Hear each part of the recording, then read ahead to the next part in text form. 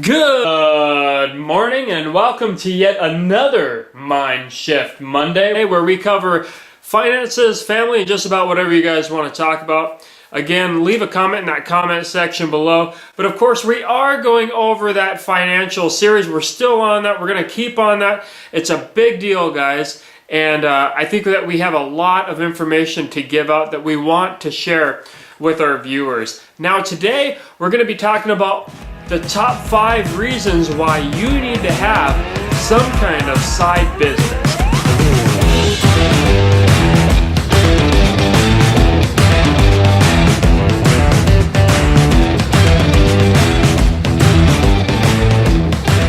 Okay, so let's get started. It's the top 5 reasons why you need to have some kind of side business. And this is a really, really big deal. Now, what we're not covering here is a side business that's going to make you be able to quit your job. This isn't anything of that nature here.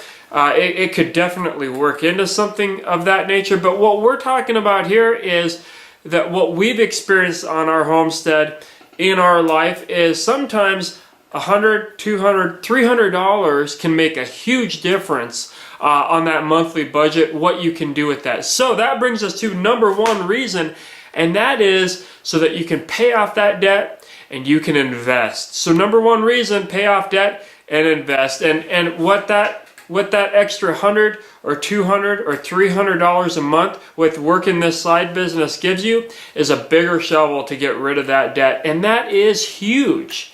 You can't hardly be investing properly and doing all of that side of life that needs to be done as soon as you can get going on that without getting that debt out of the way. And if you're always owing somebody else money, then you're not utilizing all the money that you're working so hard for yourself. So we've got to get rid of that debt, all of it, and you need to be investing for the future, and that's a huge deal. And as a homesteader, and where we're at, our company doesn't necessarily provide that retirement plan for us. We've got to be proactive ourselves and be investing for the future out of our own income. Number 2 is, of course, everybody knows this, but it's just so true, and I want to state it again because it's a really big deal. And that is multiple streams of revenue. We have to have multiple streams of monies coming in because just for security reasons, you think that you're going to be working your job until retirement, and you think your job's always going to be there, and you think at your job you're always going to be making as much money as you are now or more, and you just don't know the future. So another reason to have those multiple streams of revenue and why that's such a big deal is we always hear that from our grandparents, from our parents, don't ever put your eggs all in one basket. Well, why is it that in our careers, essentially we're putting all our eggs in one basket? 1 stream of revenue, sometimes 2 if both mom and dad work, you and your wife work, however you want to put that, so why would you not want to create multiple streams of revenue with a side business, some kind of side hustle, where you can make money on the side when maybe that job that you think is always going to be there, that you feel like you have a lot of security in that job, and maybe they make some cuts, maybe just unexpected things happen, and you've already started that side stream of revenue. And just know that most often, especially from what we've experienced, those side incomes, those side revenues, they do take a while to build up. And if you build it up now, when you have that job in place that's already supplying for your needs, you're making your budget from that particular job that you have now, why not get that extra stream of revenue started, get people to know what you're doing, and get that all going when there isn't all of that pressure on you to make the bills and all of those things that come with having to have that second stream of revenue.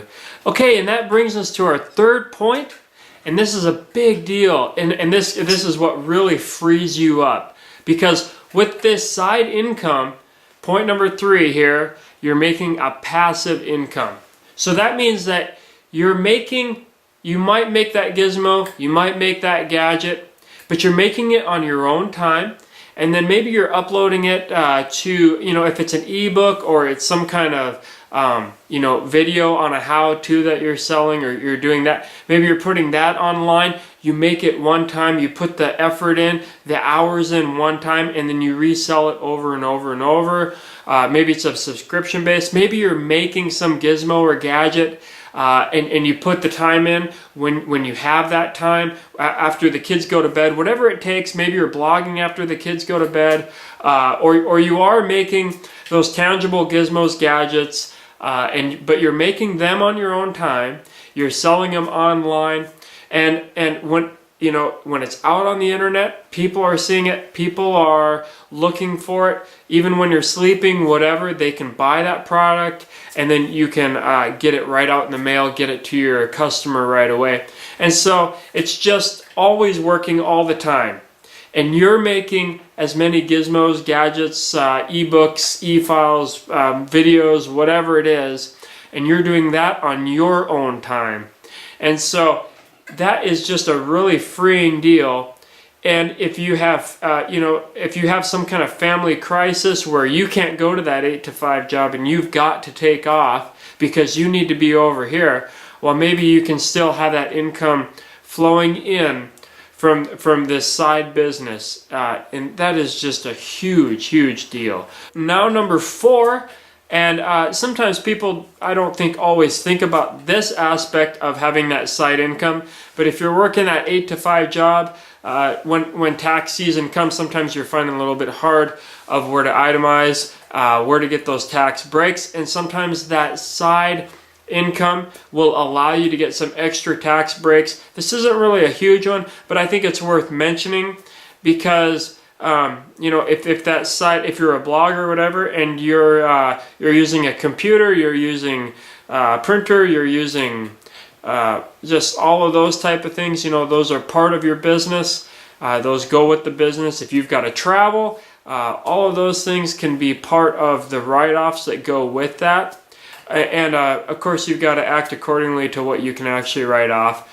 But I think you would be surprised at how that can give you a little bit of a break in the tax part of having that side income. It can be really beneficial when tax season does come around. And the 5th thing, which is an amazing part of having that side income, side revenue, is you're gonna pick something, and you're gonna have something that you can work from anywhere you want to work. You can work anytime that allows you to put time and effort into that job. And that's a really big deal. That really frees you up. You don't have to show up at work at a certain time. This is just your side income. So whether you're making that gizmo, gadget, that e-file, whatever it may be, you're doing it on your own time. And oftentimes you can do it from anywhere. And that can be just a huge benefit if things always come up in life, and this can just be an enormous benefit when those things do come up.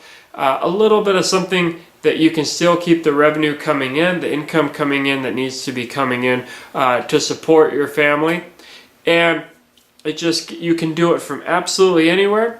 And also if you need to travel, if you need to take your family elsewhere, or whatever it might be, this can come along oftentimes, and you can still be creating an income, and that's just going to be such a huge deal for your family. To be able to have a little bit of security in that is really big.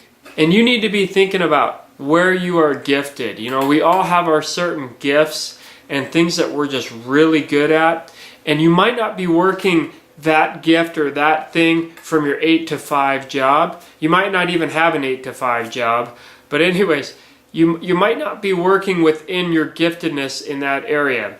And so if you can have a side income where you're completely working in your giftedness, whether that's writing or singing or creating or that you're just really, really crafty.